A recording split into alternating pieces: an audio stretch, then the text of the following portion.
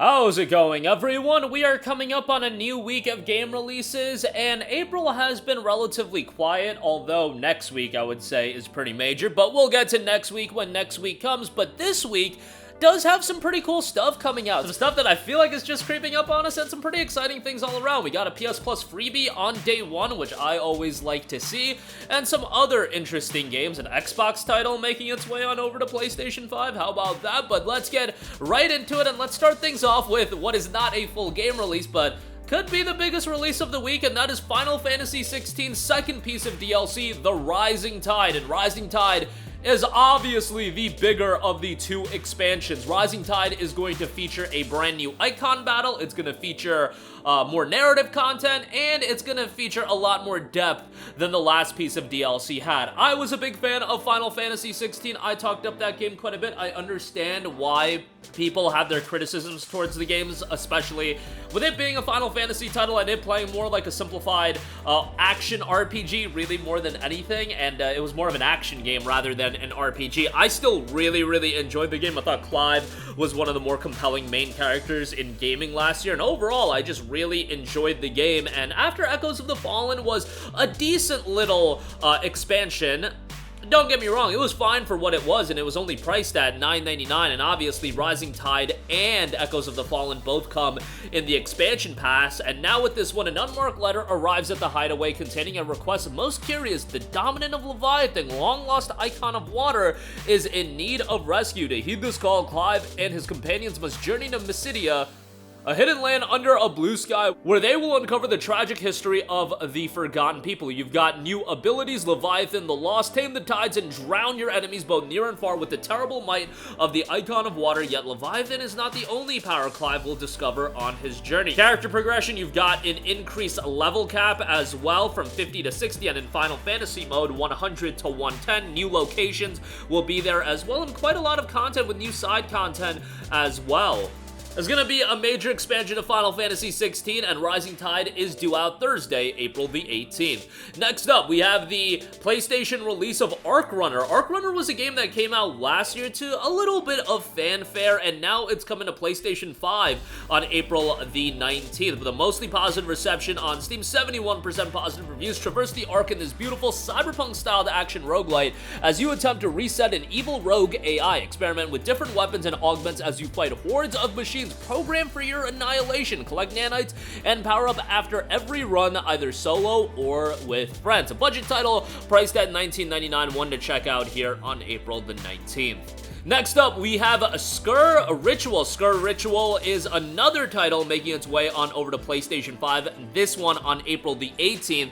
Currently in early access on PC, an intense round-based zombie survival FPS. Play solo or co-op, shoot your way through relentless waves of vicious horrors with high-octane objectives, upgrading steampunk weapons, collecting Celtic god powers, and surviving the onslaught of the Quiet Ones. Mostly positive reception on Steam, 703 reviews, 79% positive, but recent reviews are at 92% positive. Again, this has been in early access for a little bit, and now seeing its full release on PlayStation 5 on April the 18th. Next up, Xbox continuing to make its way on over to PlayStation 5. We have Grounded. Grounded is a title that, got a strong reception by the people that played it. A very positive reception on Steam, 54,000 reviews, 90% positive. When you think of Obsidian Entertainment, I think most of you guys think about games like Fallout New Vegas. Maybe you think about South Park: The Stick of Truth. Maybe you think about Outer Worlds, Pillars of Eternity. They've done a lot of great games. Obviously, Grounded, a little bit of a different title from what they've done in the past, but a game that's been received rather strongly, and with it being a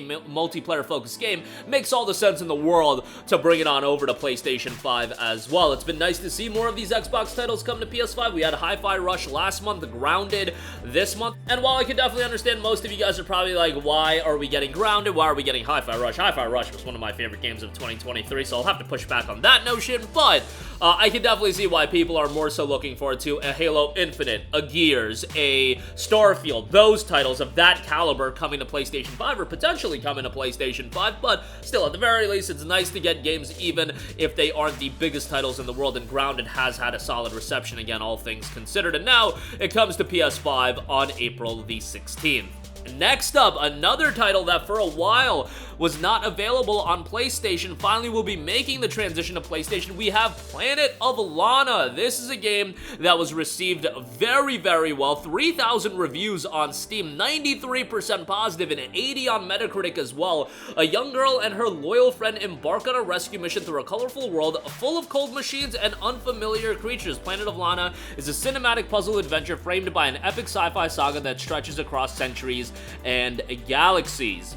Gorgeous art style with Planet of Lana as well, unique companion-based gameplay, solve puzzles with diverse challenges and quirky twists, carefully navigate dangerous situations using stealth and wit, use your reflexes and survive challenging action sequences, discover an epic story that stretches across galaxies and centuries, and you'll be able to explore a colorful world with a trusted companion. Friendships grow in violent and puzzling terrain. Programmed doesn't mean predictable. Bravery can fit in the smallest of creatures, and everything is in a fight. Welcome to an off-Earth odyssey. Planet of Lana finally making its way on over to PlayStation 5 and 4 on April the 16th. Next up, major title coming to PlayStation as well. Day one on PlayStation Plus Extra, we have Dave the Diver. Dave the Diver came out last year in June, swinging on PC. It's a casual single-player adventure RPG featuring deep sea exploration and fishing during the day and sushi restaurant management at night. Join Dave and his quirky friends as they seek to uncover the secrets of the mysterious blue hole.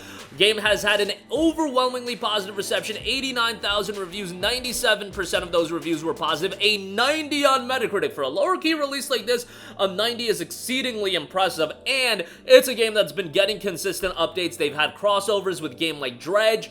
Great time for this game to finally come out on PlayStation 4 and 5, and best of all, day one on PlayStation Plus Extra. I've been saying it for so long that this is what we need more of on PlayStation Plus Extra, in the sense that we'll never get big budget day one titles in the sense of, you know, first party Sony releases, but smaller scale titles. Dave the Diver, work out a deal, get it on PlayStation Plus Extra day one, and that's exactly what we're getting, and I think this is a great addition, a great game as well that's been received incredibly well, has sold very, very well as well, and one that I imagine going forward will receive consistent updates. So exciting times ahead for Dave the Diver. This one will be dropping Tuesday, April the 16th. Next up, we have Age of Water. Age of Water is a new online adventure game set on a post-apocalyptic Earth completely covered in water. Sail through storms, fight and trade, capture other people's boats, or build your own, extract resources from the bottom of the ocean, and reveal the secrets of the Age of Water world. Definitely an interesting setting, and we'll see how this turns out. It is coming from Gaijin Network and Three Whale Studio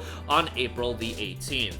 And lastly, we have the action roguelite title in Perish. Perish dropped on PC back in February of last year. Perish is a stylish 1 to 4 player FPS with a cross to bear. Slay hordes of creatures on the black sands of Purgatory and sell their gold-stained corpses to craven priests. Kill magnificent bosses and use the proceeds to gain entrance to the Elysium, a place of cosmic revelations. Mostly positive reception on Steam, 70% there.